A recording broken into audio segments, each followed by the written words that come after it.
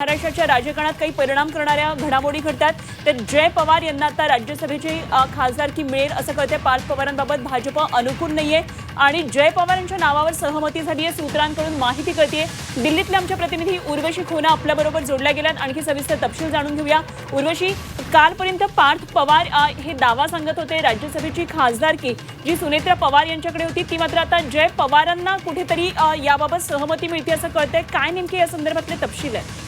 नक्कीच कालपर्यंत पार्थ पवार यांचं नाव सुरू होतं आणि पार्थ पवारांचं नाव जेव्हा राज्यसभेच्या खासदारकीसाठी सुरू होतं तेव्हाच आता जय पवार यांना राज्यसभेचं खासदार केलं जाणार असं समजून येत आहे।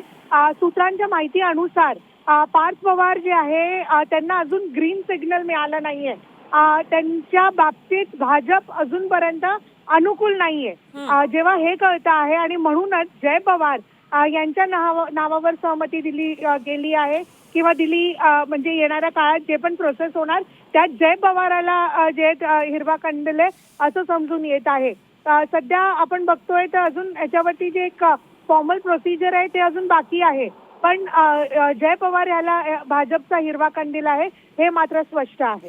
ठीक, उर्वशी धन्यवाद दिलेल्या या सगळ्या दिल्लीतल्या महत्त्वाच्या घडामोडीबद्दल माहिती दिल्याबद्दल। उर्वशी खोना आमच्या दिल्लीतल्या प्रतिनिधी आपल्याबरोबर होत्या। सगळ्या राजकीय घडामोडी आणि आर्थिक विषयक ज्या घडामोडी आज दिल्लीमध्ये घडतात जरूर लक्ष ठेवून राहा उर्वशी, वेळोवेळी चर्चा करूया। धन्यवाद तुर्तास दिलेल्या माहितीसाठी। तेव्हा आज अर्थसंकल्प सादर होतोय, या संदर्भातल्या सुद्धा घडामोडी आपण पाहणार आहोत। काही वेळामध्ये अर्थसंकल्प सादर केला जाईल यावर आपलं लक्ष आहे।